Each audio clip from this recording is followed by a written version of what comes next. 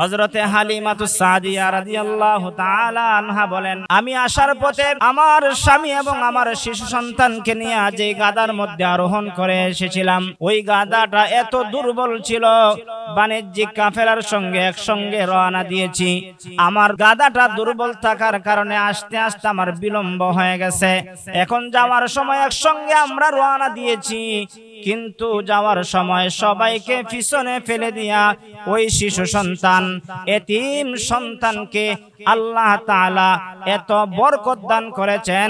এতিম সন্তানের কারণে আমাদের দুর্বল গাদাটা আল্লাহ তাআলা এত সবল করে দিয়েছেন। সবার আগে মক্কা থেকে তায়েফের মধ্যে আমরা পৌঁছে গিয়েছি।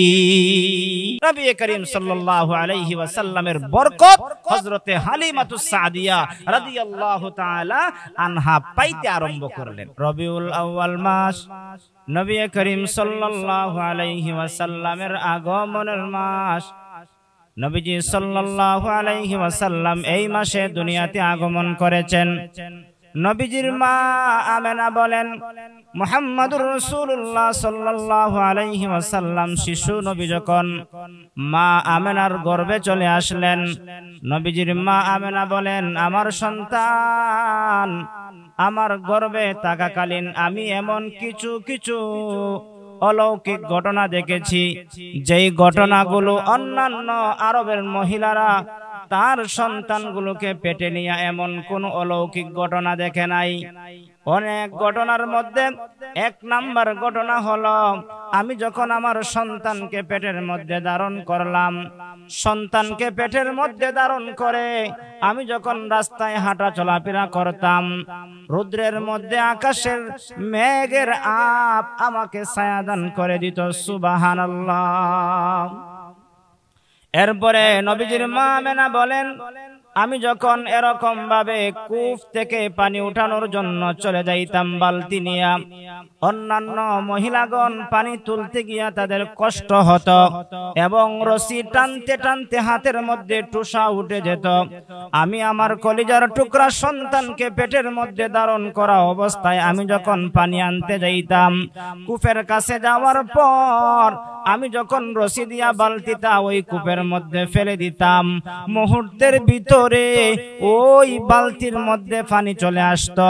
আমি বালতিটা এরকম ভাবে আরোহণ করতাম, বালতিটা যে আমি এরকম ভাবে হাতের মধ্যে তুলতাম, আমার কিঞ্চিত পরিমাণ কোনো কষ্ট হতো না, কষ্ট অনুভব করতাম না।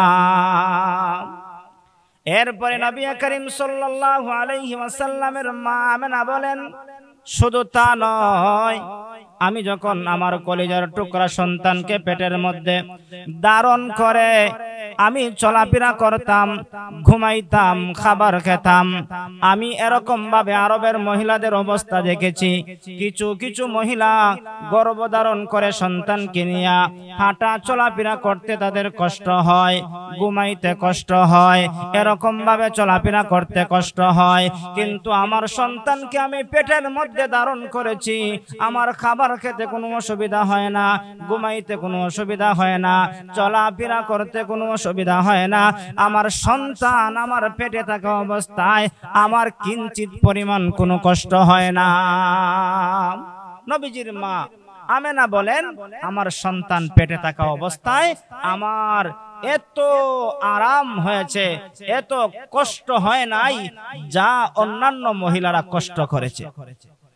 এরপরে নবী করিম সাল্লাল্লাহু আলাইহি ওয়াসাল্লাম বলেন, আমার কলিজার টুকরা সন্তান যখন এরকম ভাবে আমি ভূমিষ্ঠ করলাম, এখানের মধ্যেও অলৌকিক ঘটনা দেখা দিয়েছে। অন্যান্য মহিলাগণ তার সন্তানগুলো ভূমিষ্ঠ করানোর পরে সন্তানগুলো জমিনের মধ্যে আইসা ওয়া ওয়া বলে কান্না করে আর চিৎকার করতে থাকে। কিন্তু আমার সন্তান শিশু নবী মুহাম্মদ সাল্লাল্লাহু আলাইহি ওয়াসাল্লাম যখন আমি ভূমিষ্ঠ করলাম, ভূমিষ্ঠ করানোর পরে ওই সন্তান কোনো কান্না করে নাই।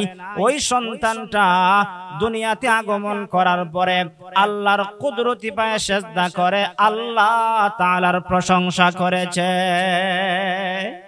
নবীজির মা আমেনা বলেন, জন্মের আগেও আমি অলৌকিক ঘটনা দেখেছি, জন্মগ্রহণ করার সময় আমি অলৌকিক ঘটনা দেখেছি, যা অন্যান্য মহিলাগণের দ্বারা এরকম ঘটনা ঘটে নাই, এরকম অবস্থা অন্য মহিলাদের হয় নাই। নবীজির মা আমেনা বলেন, জন্মগ্রহণ করার পরে আমার সন্তান কলিজার টুকরা মুহাম্মদ সাল্লাল্লাহু আলাইহি ওয়াসাল্লাম যখন এরকম ভাবে দুনিয়াতে আগমন করেছে, আগমন করার পরে আরবের একটা প্রথা ছিল, নিয়ম ছিল, ওই শিশু সন্তানগুলোকে আরব দেশের অন্যান্য এলাকা থেকে আইসা সন্তানগুলোকে নিয়ে নিত দুধ পান করানোর জন্য। আর সময় সীমা অতিক্রম করার পরে যারা দুধ পান করাইতো তাদেরকে উপটৌকন দেওয়া হতো, তাদেরকে এরকম ভাবে বিনিময় দেওয়া হতো, টাকা পয়সা দেওয়া হতো। নবী করিম সাল্লাল্লাহু আলাইহি ওয়াসাল্লামের মা আমেনা বলেন, আমার সন্তান কলিজার টুকরা শিশু নবী মুহাম্মদ সাল্লাল্লাহু আলাইহি ওয়াসাল্লামকে নিয়ে আমি আরবের বাজারের মধ্যে চলে গেলাম।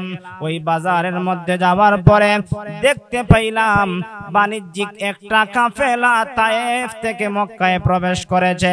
মক্কার মধ্যে প্রবেশ করার পরে বিভিন্ন মায়ের সন্তানদেরকে নেওয়ার জন্য তারা একত্রিত হয়ে গেল। সবাই যার যার পছন্দের সন্তানগুলোকে তারা নিয়ে নিল। হযরতে আমেনা বলেন, আমিও আমার কুলের সন্তানকে নিয়ে বসে আছি। আমার সন্তানের কাছে আসে, আয়েশা আমাকে জিজ্ঞাসা করে, এই সন্তানের বাবাকে, বাবা কোথায়? বাবাকে তো দেখা যাচ্ছে না। হযরতে আমেনা বলেন, আমার কলিজার টুকরা সন্তান মুহাম্মদের বাবা জন্মের আগেই দুনিয়া থেকে বিদায় হয়ে গেছে। এই সংবাদ শোনার পরে ওই সমস্ত বাণিজ্যিক কাফেলার লোকেরা এখান থেকে চলে যায়। কেন চলে যায়? তার অনেক কারণের মধ্যে এক নাম্বার কারণ হলো, ওই লোকটাকে যদি, ওই সন্তানটাকে যদি তারা নিয়ে যায়, দুধ পান করানো শেষ করার পরে তাদের কাছ থেকে কোনো উপটৌকন ভালো পাওয়া যাবে না।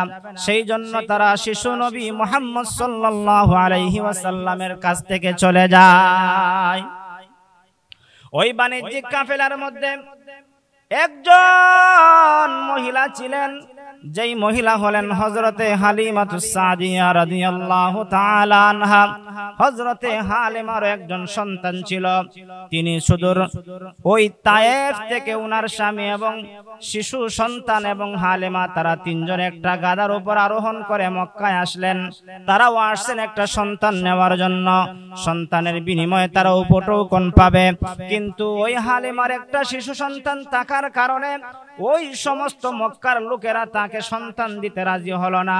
কিন্তু শিশু নবী মুহাম্মদ সাল্লাল্লাহু আলাইহি ওয়াসাল্লামের মা আমেনা বলেন, আমার স্বামী না থাকার কারণে তারা আমার সন্তানকে নিতেও রাজি হলো না। দুই দিক দিয়া দুইজন ব্যক্তি মহা মুসিবতের মধ্যে পড়ে গেলেন। এই দিক দিয়া শিশু নবীর মা আমেনা তার স্বামী না থাকার কারণে সন্তান কেউ নেয় না, তিনি একটা বিপদের সম্মুখীন হয়ে গেলেন। ওইদিকে হযরতে হালিমাতুস সাদিয়া রাদিয়াল্লাহু তাআলা আনহা, উনার একটা কলিজার টুকরা শিশু সন্তান, দুধের সন্তান থাকার কারণে তিনার কেউ সন্তান দিতে রাজি হলো না। হযরতে হালিমা বলেন, শেষ প্রান্তে আমি আমার স্বামীর সঙ্গে পরামর্শ করলাম, ও প্রাণের স্বামী আমার, যেহেতু আমরা তায়েফ থেকে মক্কায় এসেছি সন্তান নেওয়ার জন্য, কালি হাতে ফেরত না গিয়া ওই যে একটা এতিম সন্তান আছে, ওই এতিম সন্তানটাকে আমরা নিয়ে যাই, ভাগ্যে যা আছে আমরা তা পাবো, শুকরিয়া আদায় করব। আমরা খালি হাতে ফেরত না গিয়া আমরা এই এতিম সন্তানটাকে নিয়ে যাই, আল্লাহ ভরসা, আল্লাহ আমাদের ভাগ্যে যা রাখছে আমরা তাই পাবো। সুবহানাল্লাহ। স্বামীর সঙ্গে পরামর্শ করে তিনি শিশু নবী মুহাম্মদ সাল্লাল্লাহু আলাইহি ওয়াসাল্লামের মা আমেনার সঙ্গে পরামর্শ করলেন। আমেনাকে বললেন, আমেনা তুমি তোমার সন্তানটা আমাদেরকে দিয়ে দাও, আমরা তোমার সন্তানকে লালন পালন করব। তবে এই কথাও তোমাকে জানিয়ে দিতে চাই, আমার যে একটা কলিজার টুকরা সন্তান আছে, ওই সন্তান যেই পরিমাণ দুধ পান করবে, আমিও সেম তোমার এই সন্তানকে এই পরিমাণ দুধ পান করাবো। কিঞ্চিত পরিমাণ কোনো বেইনসাফি করব না, ইনসাফের সহিত দুটা সন্তানকে দুধ পান করায়া দুধ পানের সময়সীমা অতিক্রম করে তোমার কাছে আবার ফিরিয়ে দিব। হযরতে আমেনা বলেন, ওই মহিলার কথা শুনে আমার কাছে ভালো লেগেছে, আর ভালো লাগার কারণে আমি হালিমার কাছে আমার শিশু সন্তান মুহাম্মদ সাল্লাল্লাহু আলাইহি ওয়াসাল্লামকে তার হাতে আমি তুলে দিয়ে দিলাম। হযরতে হালিমাতুস সাদিয়া রাদিয়াল্লাহু তাআলা আনহা বলেন, আমি আসার পথে আমার স্বামী এবং আমার শিশু সন্তানকে নিয়ে যে গাদার মধ্যে আরোহণ করে এসেছিলাম, ওই গাদাটা এত দুর্বল ছিল, বাণিজ্যিক কাফেলার সঙ্গে একসঙ্গে রওনা দিয়েছি। আমার গাদাটা দুর্বল থাকার কারণে আস্তে আস্তে আমার বিলম্ব হয়ে গেছে। এখন যাওয়ার সময় একসঙ্গে আমরা রওনা দিয়েছি, কিন্তু যাওয়ার সময় সবাইকে পিছনে ফেলে দিয়া ওই শিশু সন্তান, এতিম সন্তানকে আল্লাহ তাআলা এত বরকত দান করেছেন। এতিম সন্তানের কারণে আমাদের দুর্বল গাদাটা আল্লাহ তাআলা এত সবল করে দিয়েছেন। সবার আগে মক্কা থেকে তায়েফের মধ্যে আমরা পৌঁছে গিয়েছি। নবী করিম সাল্লাল্লাহু আলাইহি ওয়াসাল্লামের বরকত হযরতে হালিমাতুস সাদিয়া রাদিয়াল্লাহু তাআলা আনহা পাইতে আরম্ভ করলেন। এরপরে হযরতে হালিমা বলেন, আমি আরো বরকত পেয়েছি। আমি যখন তায়েফের মধ্যে চলে গেলাম, তায়েফের মধ্যে আমার কিছু ছাগল ছিল, কিছু বেড়া দুম্বা ছিল। ওই সমস্ত বেড়া দুম্বাগুলো মক্কা তায়েফের মধ্যে দুর্ভিক্ষ থাকার কারণে এই সমস্ত ওই বেড়া আর দুম্বার স্তনের মধ্যে দুধ ছিল না। শিশু নবীকে নেওয়ার কারণে, শিশু নবী আমার বাড়িতে আসার কারণে, নবীর বরকতে আমার প্রত্যেকটা বেড়া দুম্বা ছাগলের স্তনের মধ্যে পরিপূর্ণ দুধ হয়ে গেল। সুবহানাল্লাহ। হযরতে হালিমা এক নম্বরে বরকত পাইলেন, দুর্বল উটটা সবল হয়ে গেল। দুই নম্বরে বাড়িতে যাওয়ার পরে যেই সমস্ত ছাগল বেড়া দুম্বার স্তনের মধ্যে দুধ ছিল না, শিশু নবীর বরকতে, এতিম নবীর বরকতে আল্লাহ তাআলা প্রত্যেকটা স্তনের মধ্যে, প্রত্যেকটা ছাগল বেড়া দুম্বার স্তনের মধ্যে আল্লাহ পরিপূর্ণ দুধের ব্যবস্থা করে দিলেন। সুবহানাল্লাহ। হযরতে হালিমাতুস সাদিয়া রাদিয়াল্লাহু তাআলা আনহা বলেন, শুধু তা নয়, শুধু তা নয়, আমি আমার কলিজার টুকরা সন্তানকে যেরকম দুধ পান করাই, শিশু নবী মুহাম্মদ সাল্লাল্লাহু আলাইহি ওয়াসাল্লামকেও সেইভাবে দুধ পান করাই। দুধ পান করাই, দিন যায় রাত পোহায়, দিন যায় রাত পোহায়। ওই শিশু নবী মুহাম্মদ সাল্লাল্লাহু আলাইহি ওয়াসাল্লাম আস্তে আস্তে বড় হতে লাগলেন। ওই নবী মুহাম্মদ সাল্লাল্লাহু আলাইহি ওয়াসাল্লামের দুধ সময় সীমা অতিক্রম হয়ে যাওয়ার পরে আমি যখন তায়েফ থেকে মক্কায় হযরতে আমেনার কাছে নিয়ে আসলাম, আমেনার কাছে নিয়ে আসার পরে আমেনাকে আমি একটা সুসংবাদ দিতে আরম্ভ করলাম। সুসংবাদটা হলো, ও আমেনা, আমি তো আমার এই অল্প বয়সের ভিতরে অনেক শিশু সন্তানকে লালন পালন করেছি, দুধ পান করাইছি, কিন্তু এত সুন্দর সন্তান আমি আর কোথাও দেখি নাই। সুবহানাল্লাহ। কথা শুই না হযরতে আমেনা বলতে আরম্ভ করলেন, ও হালিমা, তুমি তো গ্রামে থাকো, গ্রামগঞ্জের মধ্যে যা দেখছো এর মধ্যে তুমি আমার সন্তানকে সুন্দর দেখতে পেরেছো, কিন্তু আমি তো শহরে থাকি, শহরটা আমি ভ্রমণ করে দেখেছি, আমার কলিজার টুকরা শিশু সন্তানের মতন সুন্দর মক্কার কোথাও আমি দেখি নাই। সুবহানাল্লাহ। এই কথাটা বলার পরে হযরতে জিবরিল আমিন আলাইহিস সালাতু ওয়াস সালাম এসে বলতেছেন, ও আমেনা, ও হালিমা, তোমরা যেই মন্তব্য করতেছো এই শিশু সন্তানকে নিয়ে, তোমরা তো কেউ গ্রামের কথা বলতেছো, কেউ শহরের কথা বলতেছো, জেনে রাখো আমি কিন্তু মাশরিক থেকে মাগরিব পর্যন্ত, শিমাল থেকে জুনুব পর্যন্ত তামাম পৃথিবীটা ভ্রমণ করার শক্তি আমার আল্লাহ আমাকে দান করেছে। আমি তামাম পৃথিবী ভ্রমণ করে দেখেছি, এই শিশু সন্তান মুহাম্মদ সাল্লাল্লাহু আলাইহি ওয়াসাল্লামের মতন সুন্দর কোন পুরুষ আমি দেখি নাই। সুবহানাল্লাহ। তাদের এই অবস্থা দেখে, তাদের এই মন্তব্য শুনে আহকামুল হাকিমিন আল্লাহ রাব্বুল আলামিন বলেন, ও আমেনা, ও হালেমা, ও জিবরিল আমিন, তোমরা তোমাদের যোগ্যতা অনুযায়ী তোমরা মন্তব্য করেছ।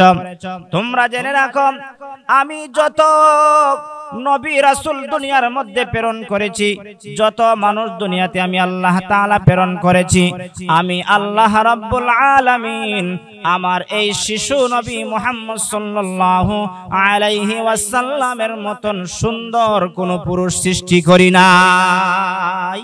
ওই শিশু নবী মুহাম্মদ সাল্লাল্লাহু আলাইহি ওয়াসাল্লামের এই বর্ণনা হযরতে হালেমা আমেনার কাছে দিলেন। আমেনার কথা শুনা জিবরিল আমিন বর্ণনা করলেন। তাদের সমস্ত বর্ণনার চাইতে বড় বর্ণনা দিলেন আহকামুল হাকিমিন আল্লাহ রাব্বুল আলামিন, সেই বর্ণনা দিয়েছেন। অতএব শিশু নবী মুহাম্মদ সাল্লাল্লাহু আলাইহি ওয়াসাল্লাম এই রবিউল আউয়াল মাসে জন্মগ্রহণ করেছেন। রবিউল আউয়াল মাসে জন্মগ্রহণ করেছেন। আমরা নবীজির জন্মের কথা আলোচনা করব, শুনব, নবীর প্রেম, নবীর ভালোবাসা কলবে জাগ্রত করব। কিন্তু তার বেশি নবীর জন্ম উপলক্ষে আমরা কেক কাটবো সেটা হতে পারে না। নবীর জন্ম উপলক্ষে আমরা মিছিল করব, র্যালি করব, সেটা মুসলমান হিসাবে সেটা করতে পারে না। কারণ নবীর সাহাবীরা এগুলো করে নাই, তাবিঈনরা করে নাই। তবে তাবিঈনরা করে নাই, আমরা যদি নতুন এই সমস্ত জিনিসগুলো আবিষ্কার করে আমরা এগুলো করি, তাহলে কিন্তু আমরা সত্যিকার অর্থে নবীর আশিক হতে পারবো না, নবীর প্রেমিক হতে পারবো না। যদি নবীর প্রেম আর ভালোবাসা তোমার আমার ভিতরে থাকে, তাহলে তুমি আমি প্রতি সপ্তাহে সোমবার দিনে রোজা রেখে নবীর জন্মের দিন পালন করব। কারণ নবী করিম সাল্লাল্লাহু আলাইহি ওয়াসাল্লাম সোমবার দিনে দুনিয়াতে আগমন করেছেন। আর নবীর মহব্বতে আমরা যদি রোজা রাখি, তাহলে বোঝা যাবে তোমার ভিতরে আমার ভিতরে নবীর মহব্বত আর নবীর প্রেম ভালোবাসা আছে। এজন্য নবী করিম সাল্লাল্লাহু আলাইহি ওয়াসাল্লামের ভালোবাসা দেখাইতে গিয়া রোজা রাখবো, র্যালি করব না। রোজা রাখবো, আমরা এরকম ভাবে কেক কাটবো না। যা ইসলামের গণ্ডির ভিতরে আছে তা মানবো, ইসলামের গণ্ডির বাহিরে যা আছে সবগুলো আমরা পরিহার করব। এভাবে কইরা যদি রবিউল আউয়াল মাস আমরা কাটাইতে পারি, নবীর জন্মের আলোচনা করতে পারি, নবীর আলোচনার মাধ্যমে আমাদের অন্তরের ভিতরে নবীর প্রেম ভালোবাসা নবীর মহব্বত জাগ্রত হবে। আল্লাহ রাব্বুল আলামিন যেন আমাদের সবাইকে নবীর মহব্বত নবীর প্রেম ভালোবাসা প্রতিটা মুমিনের অন্তরে জাগ্রত করে দেন। আমিন।